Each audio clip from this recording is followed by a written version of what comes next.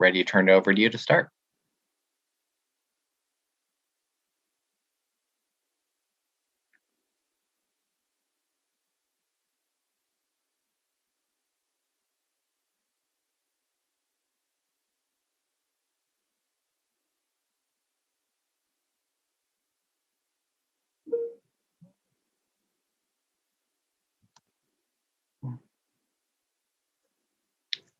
Okay, Kevin, it's 9 o'clock. Why don't we start the recording? You are ready to go, Madam Chair. Okay. Good morning, everyone, and welcome to this special meeting of March 29th, 2021. We have one key thing on the agenda related to the federal earmarks.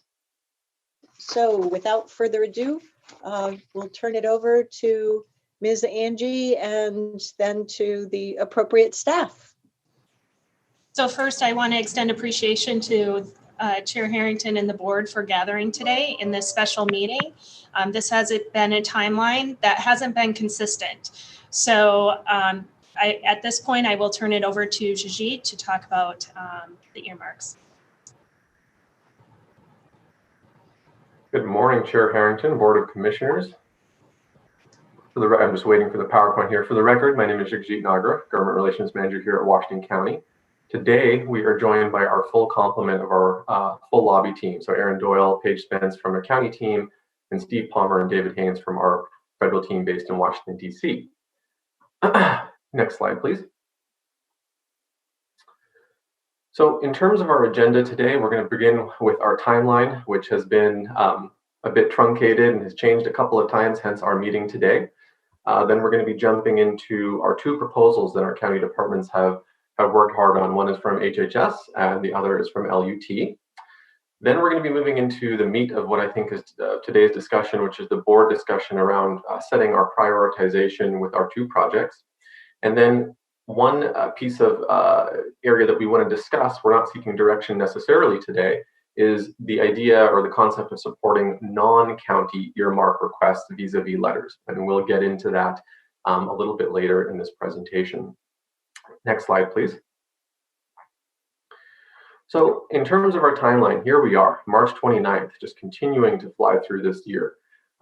Today, as indicated last week and in the Government Relations Weekly memo, we're going to be seeking your direction in terms of setting our priorities with our priority with our two requests.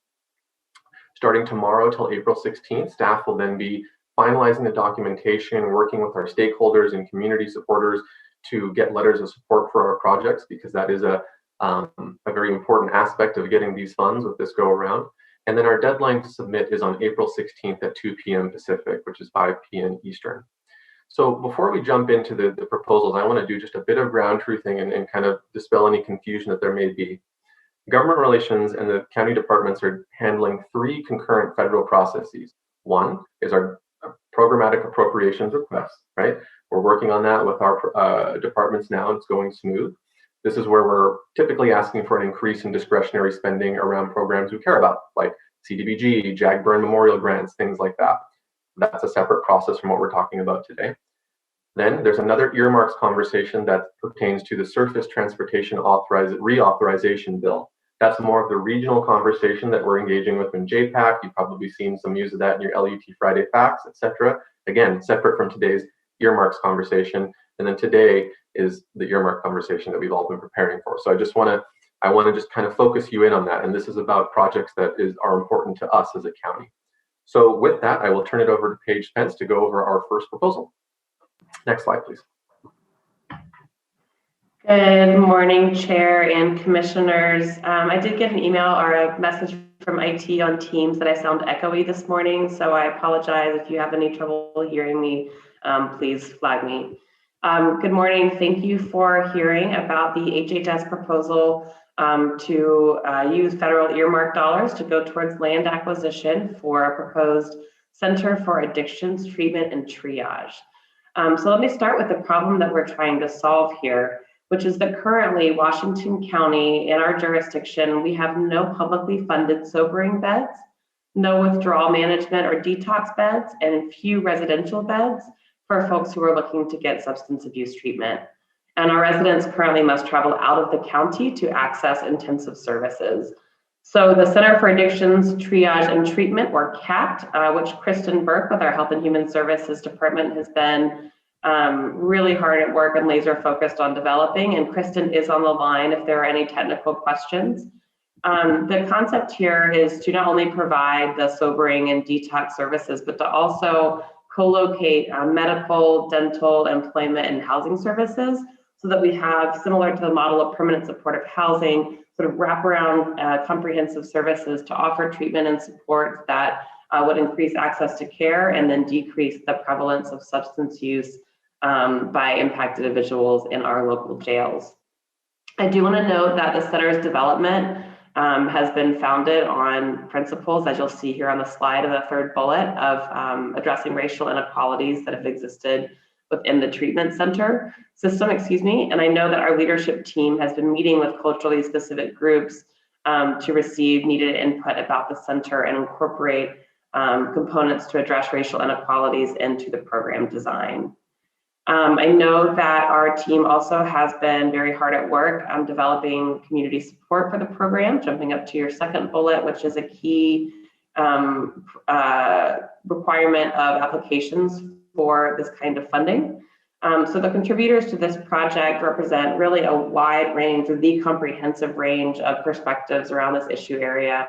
The work group includes elected officials, including our chair, the sheriff and the DA, policymakers, including the head of Oregon's Alcohol and Drug Policy Commission, representatives from local associations and councils, as well as behavioral health providers, Medicaid managed care organizations, law enforcement, EMS, and of course, folks with lived experience who have needed and sought sobering treatment. So with that, I will pause just to wrap up my presentation that the ask here is $2 million.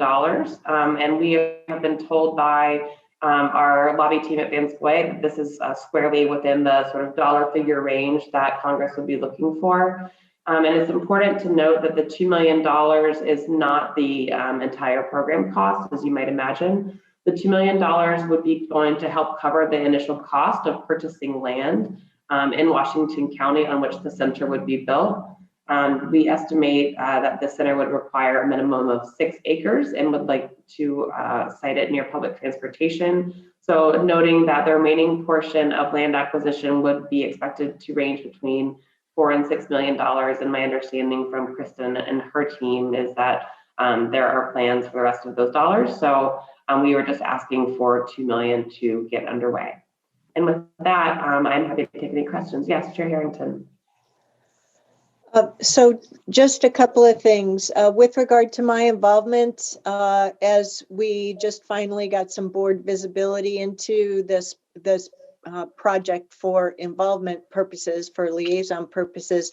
I've only been involved once. That's a point, not a line. So with regard to your overview earlier, saying I've been involved is really a bit of an overstatement. My real question goes to this amount right now. In these 2 application cases, we're requesting $2 million. And so I'm just wondering from a GR team standpoint, what's the magic about $2 million? Is that somehow per request from the congressional office or what? Thanks for that question, Chair Harrington, and I may turn it over to Steve Palmer to put a finer point on it if he has anything to add. But yeah, so when we are looking at the guidelines for the various subcommittees to submit projects, they some of them do list dollar amount ranges, and for the Health and Human Services, it was within roughly $500,000 to $3 million. So $2 million is just within that range, but if there's anything more that our federal lobbyists want to add, I will leave it to them to do that. Thank you for the question. Chair Harrington, this is Steve Palmer, Advanced Quick Associates. I'll just say very quickly that for the programs that don't have an suggested range to request funding, we're basing that just on both previous experience of dealing with earmarks, before they lapsed 10 years ago, as well as just, unfortunately, simple math. The House Chair of the Appropriations Committee said there's $7.5 billion to earmark throughout the Congress and the government. And if you divide that up per member per project, it's about $1.5 million. So we're trying to provide the advice that we stay kind of in that range so that you don't compete, knock yourself out of the possible competition. Knowing that each member, as Congresswoman Bonamici has only 10 requests to make, we want to be as competitive as we can be. Thank you. I just wanted to make sure that the board and the public had the opportunity to hear the rationale behind that. Lastly, in terms of any overview, any material that's included in this project description, I don't agree with the information that is in the GR Weekly memo for this.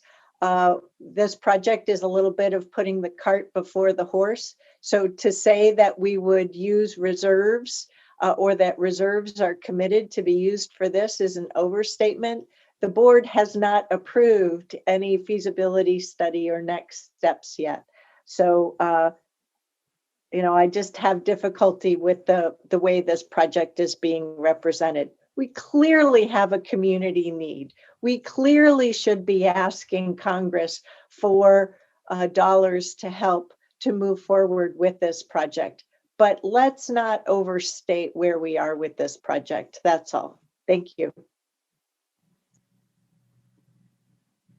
Thank you for that feedback, Chair. And I hope that everyone is excited about the possibilities of this work when the time is right and the services that it can bring to the county. So thank you so much for your consideration. And with that, I'll turn it over to Aaron Doyle for our second proposal. I think we had a question from Commissioner Willie Page. Yeah, oh, I'm so sorry. I didn't see you. Thank you. That's okay. Two questions, actually.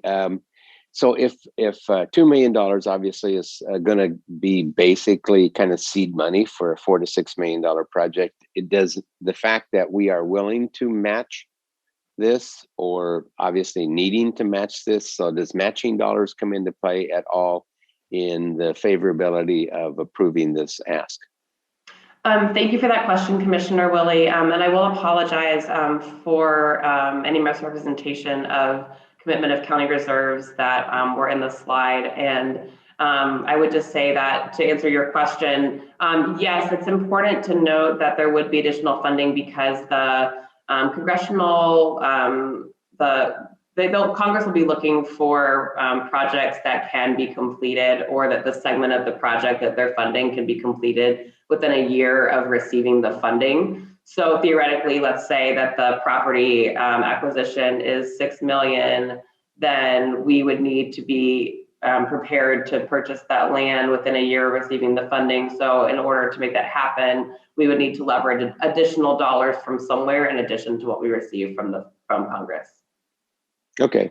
Well, I certainly agree with the comment the chair made that this is a really a needed service that we in the county have been a void, I guess. And so, yeah, I'm excited about the fact that we can push ahead at least on this. Yep, there's some pretty big hurdles to go. I get that. The other thing is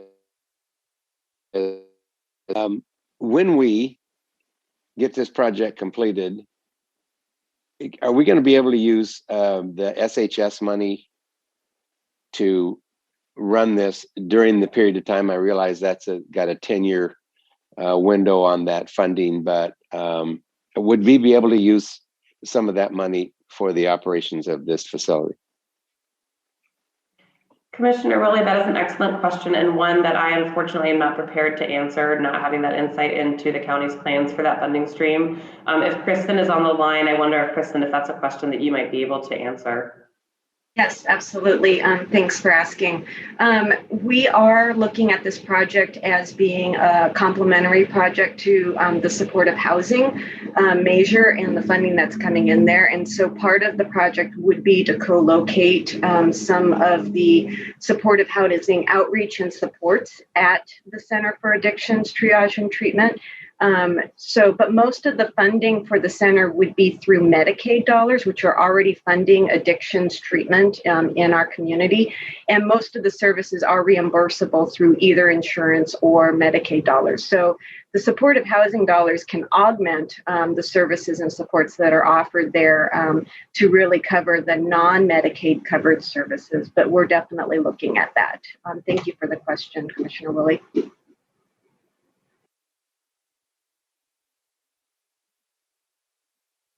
And with that, we'll move to Erin Doyle. Good morning, commissioners.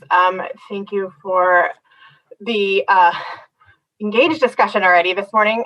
So unlike the federal reauthorization work that we're doing through JPACT and through the Northwest Act, as has been noted, $2 million is kind of the right area, whereas the transportation reauthorization projects are much larger as part of the nature of what a reauthorization package offers an opportunity to ask for. So we looked at other much smaller projects that exist within LUT's portfolio of work that they're doing, and one that really rose to the top of a request that would really help a community and help LUT complete out a project was the Alola Livable Communities and Safe Access to Transit project that is currently ongoing.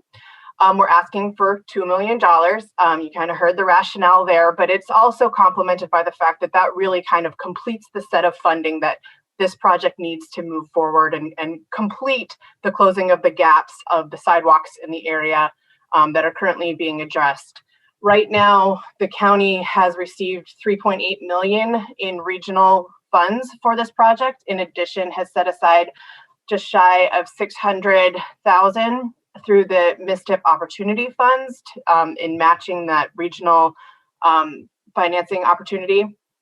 The additional $2 million that we would be requesting from Congress would provide about half a mile of sidewalks along 182nd and 174th Avenues. So this is just north of TV Highway. Right now, there has been a strong commitment from the county to put in money towards building better streets along the Aloha Town Center, using various funding streams from the Urban Roads Maintenance District funds, Gain Share, and MISTIP funds. So this is kind of completing out that project in an area that has significant need. As a result, these projects have garnered a lot of previous letters of support from the community area, the Aloha Business Association, the CPO, our fellow government partners have all put in letters saying that these are important sets of work that would occur to really make it a much safer area for walking. And this is an area where you've seen historical really low levels of sidewalk and accessibility, thereby leading to a lot of potential conflicts and very dangerous pedestrian opportunities to connect folks to transit.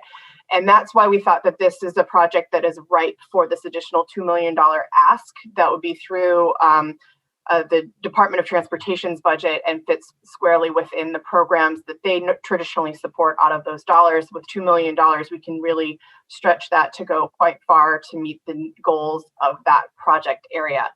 I will leave it at that unless folks have further questions that they would like to ask at this point in time. Aaron, I have a question.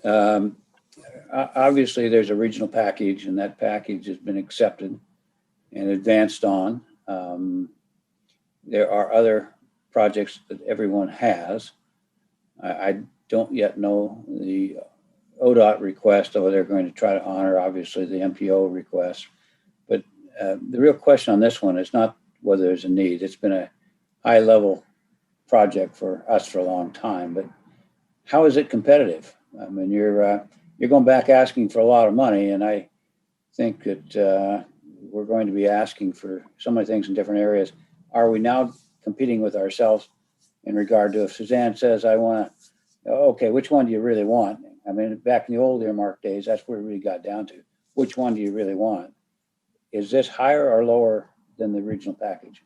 So this is separate and distinct from the regional package, because the regional package is going towards the reauthorization bill, which has a different set of metrics for requests and dollar amounts and the type of projects they're looking for, versus the straight appropriations requests, which are significantly smaller. So staff has talked to other staff through the TMAC group that is the staff support for JPACT members. And there are other TMAC members who are going after these much smaller appropriations requests. So it's separate and distinct from, so we wouldn't be asked to put this project against anything in the JPACT process or the Northwest Act process. Those will go into a completely separate bill and be analyzed on a completely separate basis and have access to much larger chunks of money. Whereas this is a smaller, different ask in a different bill considered by a different set of members. And so I think when talking to Representative Bonamici, she'll be asking us to prioritize between this project and the CAT project. Because we can put both applications in, it's just that she only gets 10 requests across all appropriations bills. And unfortunately for us, we are not the only people who will be coming to her for those types of requests. So we would have to choose between the Alola Livability and Community Safety Access to Transit or the CAT project. And she can keep the JPACT request, the JPACT prioritization separate from this request. Does that answer your question? We explained the intricacies, and I was familiar with it. I appreciate you recovering, though. I think that's important. But the reality usually is that any congressional person has, regardless of the number of pots, they only have so many requests they're going to get. And so I'm just wondering if, when push comes to shove, what, as she said, I know it's two, just like we all know, it's two sets of pots of money. But what do you really want if we're going to be competitive? But I think you answered it the best you know. We don't know her thinking. I mean, her thinking may be that, gee, I'll take away some other project and give you this one as a substitute because that makes you happy. And some of our other projects are regional projects. So I don't know. I support it. I just want to know the issue. I appreciate that. Erin? Yes. Do you have any visibility into appropriations projects that other jurisdictions throughout Congresswoman Bonamici's area might be submitting?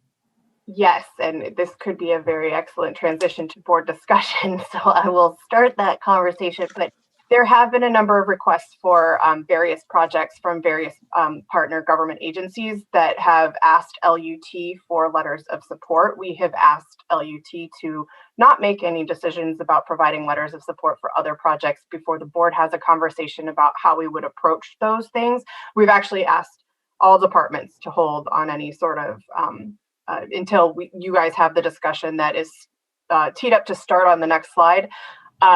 But there are a few projects that I believe I at least 3 in my head that I can recall, but I can't recall them which ones they are off the top of my head. But I believe that there are trails like TH Parody and perhaps Tigard, but I don't want to get too far out over my ski tips. Chris would, so I'll leave it there. So the reason that I'm asking is in support of your answering Commissioner Rogers' question, that this is that third bucket of earmark requests that Jagjit talked about up front, where it's more towards community-based projects that each jurisdiction continues to work on in order to have a thriving community given their responsibilities. So I think this Alola Livability Community and Safe Access to Transit is an important project. It's certainly one that the Board of Commissioners has been working on for, let's see, over 10 years, as I recall from my Metro days, where a Metro grant was used as the local funding for the original Alola community study proposals. So this is now the implementation phase of that, as it has been for a while now. So thank you very much for answering my questions. Are there any other commissioner questions on this project? Okay, what's next? Leave it to Jajit to. Thank you, Aaron. So our first question today is seeking board direction. Out of our 2 community project funding proposals, which would you like to prioritize as our top priority? And as we talked about before, Congresswoman Bonamici is going to be receiving 10 slots. That does not mean that she's going to be funded 10 slots. She will be lucky to even receive 1 of those slots. So for us, it's important that when we submit assuming we do submit 2 requests, 2 proposals, that we have 1 that is our priority. I also want to weave this into the next question around supporting non-county community project funding requests. One of the thoughts that we had as a government relations team is that, maybe if we support other projects, there's a chance people will say, well, are you supporting them? Does that override your priority? And this is another reason why I want to say it's important that we make it clear this is our board's priority project. That way, even when we do submit letters, we can fall back and say, no, if we support that letter, we support that project regionally, but the county's priority and the board's priority is either the CAT or this LUT project.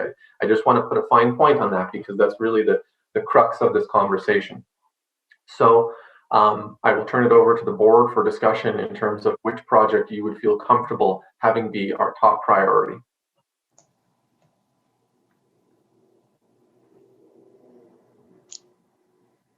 Well, commissioners, I'll kick off the conversation if you'd like. I think these are both projects that are within our vision and goals for our community. There is a distinct difference between the 2. The feasibility for CAT is really still an early feasibility. It will be coming to you in future weeks, but in my opinion, being the board liaison to it, it still needs some work. So I'm uncomfortable with that being the top priority, as we heard verbally in the description, being able to move on within the next year. The Alola Community Project has been in the implementation stage, and I think it's really ripe for the opportunity of this congressional funding. And I do think we should put our best foot forward, as Jagjeet has mentioned, putting a fine point on it, and make it clear that within the county set, this is our top priority, but assured that we support other good community projects within Congresswoman Bonamici's district and in Washington County, because we want all of our communities to succeed. And ultimately, she is the person who's going to need to make her choice for continued advocacy as she moves forward through the congressional process. But those are just my thoughts for the purposes of kicking off this conversation. What are your thoughts? This is Roy. I would concur with that. I'm a little concerned, as I've mentioned before, about the sustainability of our budget and the sort of resources we're going to need in the future. This is the first project is a great one. I support it. I think it's a no-brainer, but that's dependent upon future funding and future ability of us to support the project. We have talked about that Alola project for many, many years. I just worry about it being competitive with other things, but I hate to have brought us that far along with that many conversations over the years and that many promises, only to stifle it at this point. So I'm in agreement with the comment.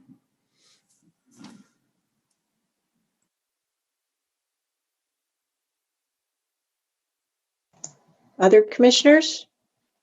If you're just thumbs up, that's great. Go ahead, Commissioner Willie. Well, I certainly concur with the comments about the CAT project and the funding, and that we're talking about a $6 million project and we've only got $2 million if we get this.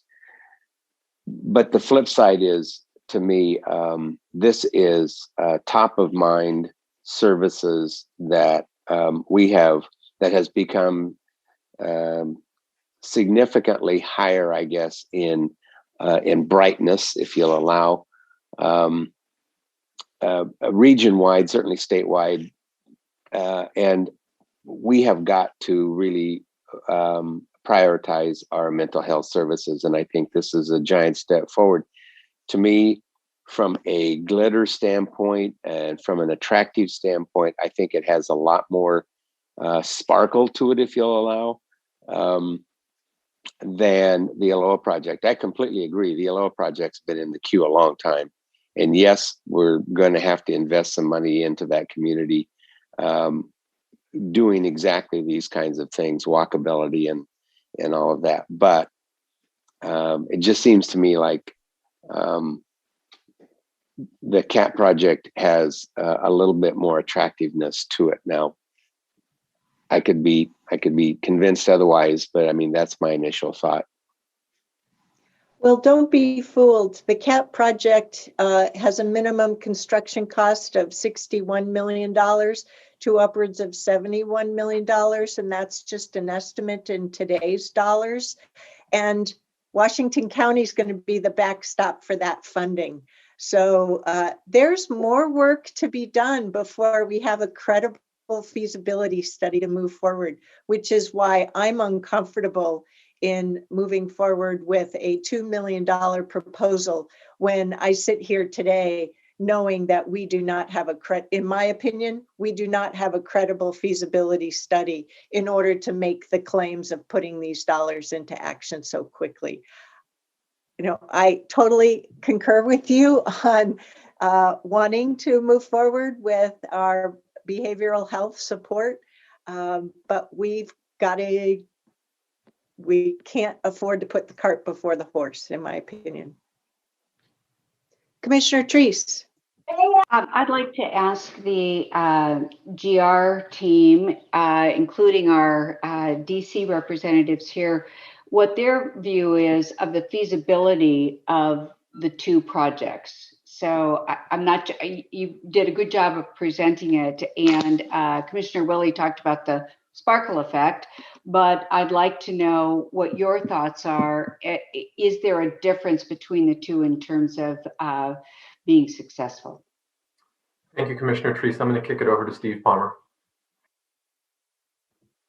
Commissioner, there is no ironclad silver bullet answer to this.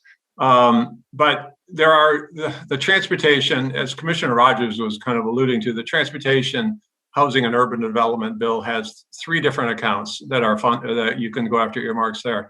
One of them is surface transportation. One of them is HUD economic development, which is kind of a catch-all account. That's going to be very strongly subscribed. There are going to be a lot of different projects that are going to be requested from that.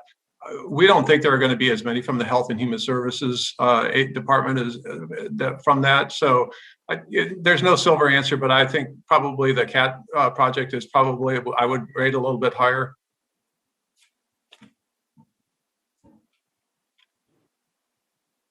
Thank you. Doesn't make the choice any easier, but thank you.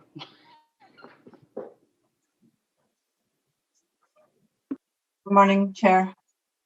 As a resident of Alola and who's experienced some transit and see the reality of living in Alola, I think this is a good project for the board to prioritize. And also one, like Alola is in unincorporated areas of Washington County, and the responsibility really falls onto the board to address issues like this. And I think for the CAT project, once we get to the feasibility study, and I think there will be pockets of other money that will be available, but I'm not sure this will be a competitive one because we really can't address the gap, the deficits between the budgets. And so I support putting forward the Alola project forward and ask the $2 million. And I think we have, with who's leading the transportation at the federal level and having some represent. Sorry, there's a baby here. I think we'll have a win, is what I'm trying to say. I think we'll have a really. Say hello. This guy wants to say hello. Screaming. So and just to be quick, I support this project, and I think it's a really good project for the board to prioritize, because we will really have a win in this, because we can really make the case why our congresswomen should prioritize this. And I think it will be resonating to a lot of people, especially having some staff that are from Oregon at the transportation federal level.